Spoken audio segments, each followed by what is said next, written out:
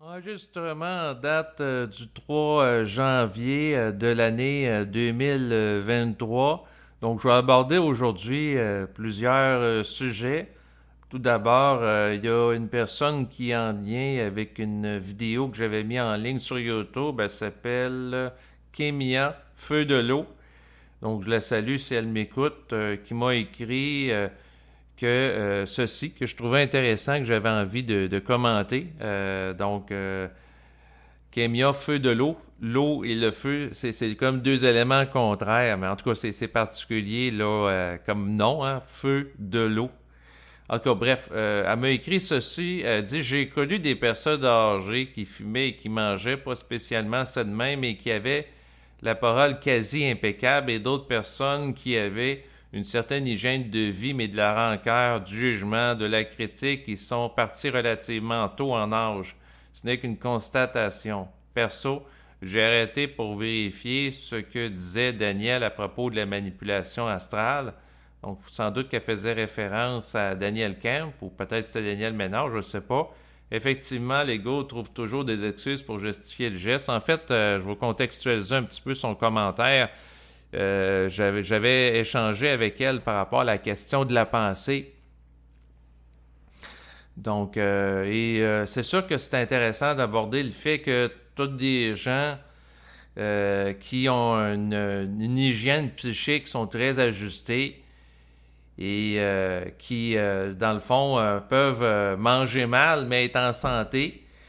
Et t'en as d'autres, au contraire, ils mangent très bien, mais ils tombent malades. En fait, c'est pas une garantie, c'est pas linéaire, dans le sens que quelqu'un peut bien s'alimenter par rapport à des normes qui vont être établies, là, que ce soit par rapport au guide alimentaire canadien ou par rapport à des diététiciennes. Et ces gens-là vont se ramasser malades pareil. Pourquoi? Ben, c'est au niveau de l'hygiène psychique qui est défaillante ou sur d'autres plans. C'est ça, si la personne est exposée à des perturbateurs endocriniens, des produits chimiques toxiques, donc en grande quantité pendant une longue période de temps, ben c'est sûr qu'à quelque part, ça peut nuire à sa santé. Donc, des produits chimiques, que ce soit dans l'eau, dans l'air, des rejets industriels ou autres. À mon avis, la santé, c'est multivariable. Et c'est sûr que l'idéal, c'est de manger sainement et de nourrir, d'entretenir également là, des pensées qui sont saines, propices à la santé, en plus de ne pas être exposé en grande quantité à des polluants atmosphériques. T'sais, prenons par exemple le cas de personnes qui vivent à côté d'une entreprise industrielle qui rejette dans l'air de l'arsenic qui peut occasionner le cancer. Bon, ben c'est sûr que c'est pas l'idéal non plus. C'est multivariable. La réalité, la façon que je l'appréhende, c'est toujours du multivariable. Sinon, en fait, je voulais me prononcer aussi pourquoi j'appelle ça sujet multiple sur différents sujets. Tout d'abord, par rapport au phénomène extraterrestre, ce que je voulais dire, bon, j'ai fait une entrevue il y a quelques jours en compagnie de Berthold et Mona et je leur demandais là, s'ils envisageaient que les extraterrestres allaient entrer en contact avec nous là, pour l'année 2023. Je posais la question parce que, à quelque part, y a des gens là, qui, dans le fond, véhiculent l'idée qu'en 2023, il va y avoir un changement de paradigme, il va se passer certains événements, qu'il pourrait y avoir une forme de contact avec les extraterrestres. Et puis, je voulais avoir leur perspective, mais ce que je veux vous dire, c'est pas parce que je pose la question par rapport à un sujet ou une théorie à l'un de mes invités que ça veut dire que j'adhère à elle pour autant. Donc, est-ce que moi, je crois personnellement qu'en 2023, on va entrer en contact avec les extraterrestres d'une manière publique et ouverte et transparente? Là, je vais regarder qu'est-ce qui émerge en moi en cette date du 3 janvier 2023. La réponse, c'est non. Si je demande à l'esprit d'élaborer sur le sujet, il me dit, mêlez-vous de vos affaires. C'est de la curiosité, la question des extraterrestres. Occupez-vous d'être bien dans votre peau. Mêlez-vous de vos affaires. En fait, ce que ça me dit, c'est que l'être humain n'a pas à courir par rapport au phénomène extraterrestre. S'il a entré en contact avec eux, ils vont venir vers lui. Il n'y a pas à réfléchir, il n'y a pas à se préoccuper, il n'y a pas à faire d'anxiété, il n'y a pas à dilapider de l'énergie vitale en réflexion à leur égard, car s'il a réellement collaboré avec eux, eh bien, ils vont se manifester à lui. Et s'il se manifeste à lui, il aura à faire preuve de vigilance psychique pour ne pas être dominé par eux malgré lui. Et chaque chose ira en son temps. Et le temps de l'agenda des extraterrestres à caractère évolutif qui voudraient travailler en concertation avec l'être humain, ça va être un temps qui va respecter la sensibilité des gens et leur capacité d'absorption du choc de leur présence. Autrement dit, ces extraterrestres-là ne chercheront pas à se manifester à eux d'une manière prématurée, de manière à les perturber, à les troubler inutilement. Donc, ça va être chaque chose en son temps, un petit peu comme quand que la pomme est parvenue à maturité, naturellement, elle va tomber de l'arbre, elle ne fait pas d'effort, c'est un phénomène qui se fait tout seul. Et c'est la même chose par rapport aux contactés réellement, par rapport aux extraterrestres. Donc, ce que ça me dit intérieurement, cassez-vous pas la tête avec les dates. Chaque chose a lieu en son temps et l'agenda des extraterrestres qui vont avoir collaboré avec des êtres humains n'est pas nécessairement en relation avec le temps terrestre. Ils ont leur évaluation du temps, même peut-être que les êtres sur le plan éthérique ont leur façon d'évaluer le temps. Et les êtres humains sur Terre, la façon d'évaluer le temps des êtres humains sur Terre, c'est en relation avec la venue de ce qu'on va appeler le Christ Jésus. Comme là, par exemple, on est en 2023, donc en théorie, c'est 2023 ans après la naissance du Christ comme point de repère. Or, d'autres civilisations peuvent établir d'autres points de repère en fonction de d'autres critères que la naissance du Christ, la naissance qu'on dit de Jésus en fonction du calendrier officiel. Bon, c'est ça que j'avais à dire. Ou sinon, moi, en tant qu'individu, j'avais abordé lors de l'automne 2022 la question des changements climatiques, la théorie qui circule, qui a été véhiculée par l'organisme du GIEC à l'effet que si d'ici 3 ans, il n'y a pas des changements draconiens en relation avec la production de gaz à effet de serre, eh bien, on va se ramasser confronté à une situation irréversible qui va faire en sorte que la température va se mettre à augmenter et dans les prochaines années, la vie sur la Terre pour les êtres humains ne sera plus viable. On va avoir de la difficulté en tant que collectif à encaisser les chocs climatiques associés à la trop grande quantité de gaz à effet de serre et le réchauffement en termes de degrés Celsius va trop augmenter. Bon, mais j'ai abordé cette théorie-là véhiculée dans le cadre d'une entrevue que j'avais faite avec Berthold sur ma chaîne YouTube. Et là, ce que j'avais à faire comme mise en contexte, ben c'est pas parce que j'aborde ça que ça veut dire nécessairement que j'y adhère. Donc, il y a une nuance à faire. Des fois, je vais aborder des théories qui circulent sur le web, dans les milieux alternatifs ou officiels, pour voir un petit peu comment mes invités se positionnent par rapport à eux. Mais ça ne veut pas dire que parce que j'aborde ces théories-là, que je suis un adepte par rapport à elles. Donc, il y a une nuance très importante à faire. Pourquoi je vais aborder des sujets comme ça si je ne suis pas un adepte? C'est tout simplement parce que des sujets qui circulent, puis ça peut être intéressant d'avoir une perspective que va me donner des invités à leur égard, parce que c'est des sujets dans l'air du temps qu'on va appeler, tout simplement. Bon, pour ce qui est de la question des changements climatiques par rapport au scénario du GIEC, on parlait de 3 ans, là on est rendu en 2023, ça veut dire qu'il resterait 2 ans pour apporter un changement significatif par rapport à la production de gaz à effet de serre, sinon on va atteindre un point de non-retour selon eux, qui est comme une fatalité, puis après ça, dépasser ça, si par exemple, la température augmente plus que de 2 degrés Celsius, là, on se ramasse à des situations catastrophiques avec plein de réfugiés climatiques et autres. Donc, est-ce que, par rapport à ce scénario-là, est-ce que l'être humain a, premièrement, la capacité de mettre fin au changement climatique? La réponse qui émerge en moi, c'est non. L'être humain peut moduler, certes, le climat, D'ailleurs, il existe de la technologie par rapport à ça liée à l'assemblement des nuages, mais est-ce que le climat, fondamentalement, peut être contrôlé à 100% par l'être humain? La réponse, c'est non. Donc, c'est une lubie, c'est une croyance erronée de croire que l'être humain peut, dans le fond, modifier le climat de manière à, par exemple, à le stabiliser ou qu'il ne se réchauffe plus.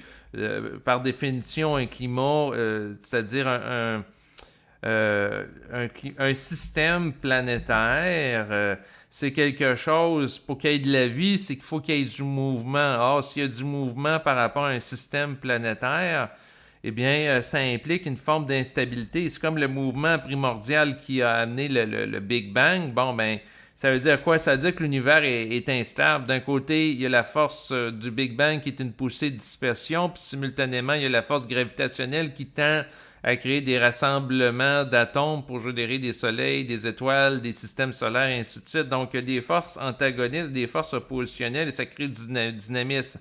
Si je pose la question par rapport aux architectes cosmiques qui ont donné place à l'univers physique, c'est-à-dire l'univers manifeste qu'on peut percevoir dans la vie de tous les jours, donc, est-ce que pour vous, ça serait sain que le climat devienne stagnant à cause de l'activité humaine? La réponse, c'est non. Ce que ça me dit, c'est que la vie, c'est le mouvement. Certes, il peut être intelligent que les êtres humains arrêtent de polluer l'air en grande quantité parce que, à quelque part, la grande quantité de carbone dans l'air, de gaz carbonique, ça peut nuire à la capacité pulmonaire d'individus, par exemple des gens qui vivent proches d'entreprises.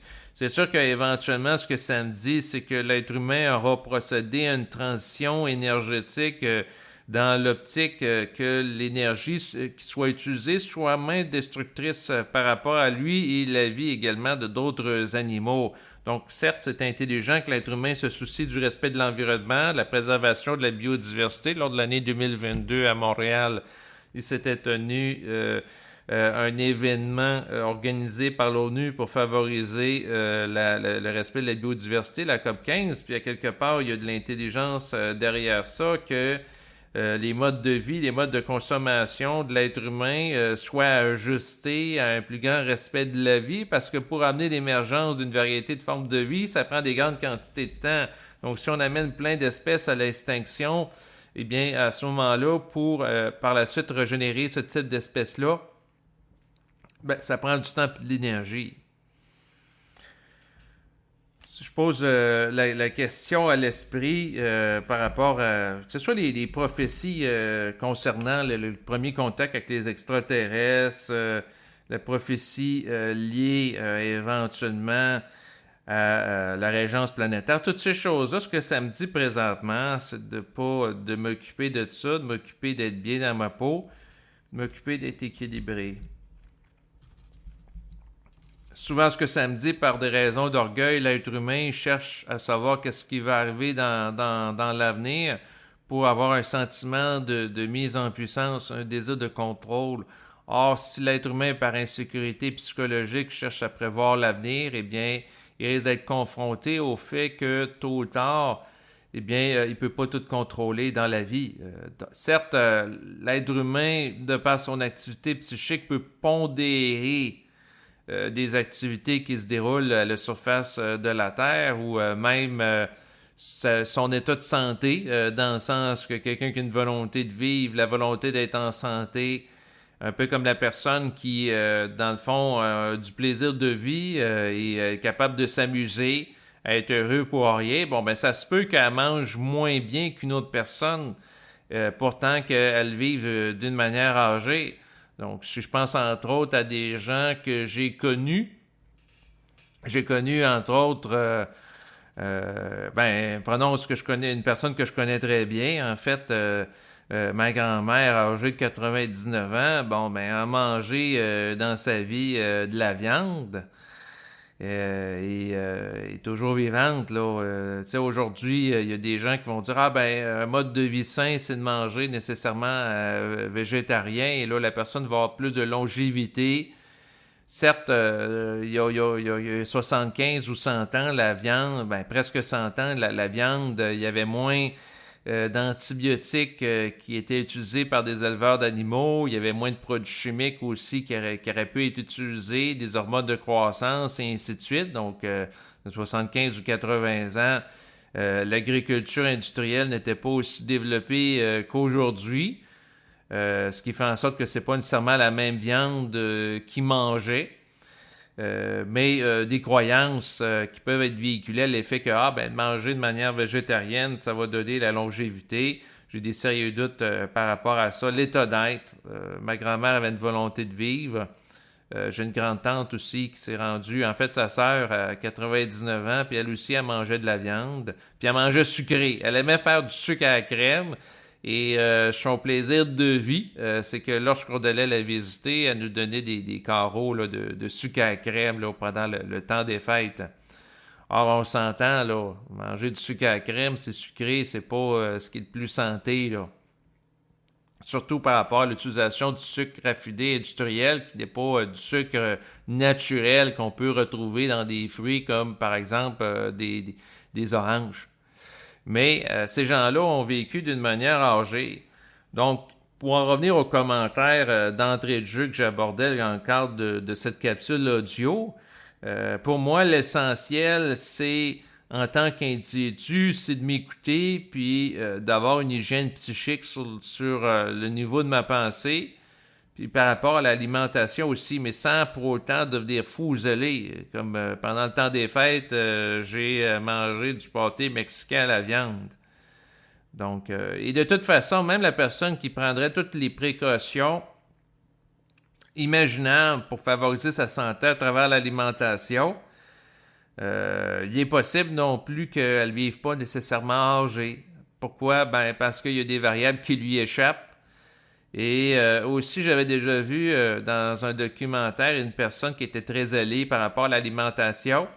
Et à l'égard de ce qu'elle dégageait, c'était vraiment pas beau. On sentait l'autocontrôle, la limitation, la privation. Fait que finalement, la personne, voulant bien faire en s'alimentant sainement, était tellement dans le contrôle d'elle-même que je voyais à travers cette personne-là une personne qui était dépourvue de joie de vivre. Donc, sa vie semblait pas agréable. Et là, ça peut amener d'autres problématiques. Si la personne est dans ce qu'on a appelé l'anorexie mentale ou dans le contrôle trop grand, puis la personne elle vient avec un état d'une certaine tristesse, un certain état même de dépressif parce qu'elle se prive beaucoup, est trop limitée dans son mouvement. Bon, mais peut-être que l'état d'être dépressif va faire en sorte que finalement, elle va sombrer dans une dépression, puis comment dire, ça va nuire à son état de santé. Peut-être que son état dépressif va faire en sorte que, par exemple, elle va vivre une certaine forme de déchéance psychique. Donc, on peut être...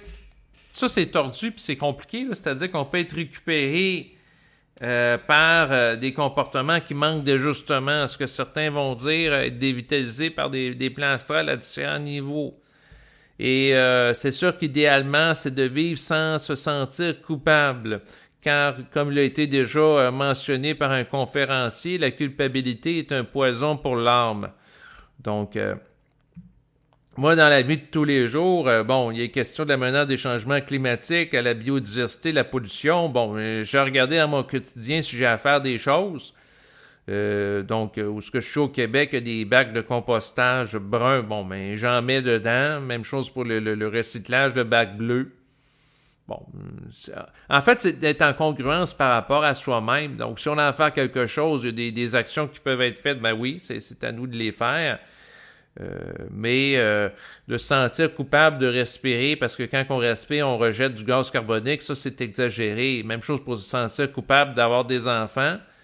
Parce que les enfants, c'est sûr, si l'enfant il utilise des couches jetables, s'il consomme par la suite, ça augmente la production de gaz à effet de serre indirectement. Tu sais, si l'enfant rendu à l'âge adulte qui conduit une automobile à essence, ben là, si on réfléchit à toutes ces choses-là, on se perd. Donc, c'est des voies de perdition, de culpabilisation de l'individu inutile. Donc, pour être en santé, pour être en cohérent dans la vie, il faut faire ce qu'on a la vibration de faire. Et suivre la vibration, c'est très exigeant parce qu'il faut passer par-dessus des croyances ou des valeurs qui nous sont imprégnées par l'environnement et au conditionnement social. Il faut être capable de dépasser ça. Donc, c'est sûr que ça peut représenter un tour de force. Sinon, en fait, comme dans les derniers jours, il y a plusieurs personnes d'entre vous qui m'ont souhaité une belle année. Eh bien, je vous souhaite également une belle année. Donc, c'est sûr que tant qu'à faire, dans le fond, il est possible d'utiliser sa volonté, son intelligence, son énergie, son temps de cervelle que certains vont appeler pour bénir, pour investir. Donc, on peut utiliser son énergie pour bénir sa santé pour la prochaine année, bénir son intelligence, bénir sa capacité de compréhension, bénir à sa capacité de faire face à l'instabilité de l'économie mondiale. Donc, on peut faire un investissement de conscience, un investissement éthique par rapport à son énergie pour s'avantager. Donc, on peut faire ça. Donc, c'est sûr que moi, pour la prochaine année, je bénis ma capacité d'avoir une parole ajustée, ma capacité de concentration, de compréhension aussi du réel pour renforcer ces éléments. Donc, ça, c'est sûr que, par contre, je suis pas naïf. Un peu comme pour les souhaits de la nouvelle année, on peut bénir, on peut demander des choses, mais la vie est une réalité qui est extrêmement complexe. Ce qui fait en sorte qu'on peut demander des choses puis obtenir autre chose. Et il y a toujours une partie de la réalité qui échappe à notre compréhension par rapport à des mécaniques. Et c'est sûr qu'avec la complexification de notre civilisation, où il y a de plus en plus d'échanges dans le système qu'est la société humaine, dans le sens que les gens sont en interaction entre eux avec des échanges verbaux, avec le web, avec différentes plateformes.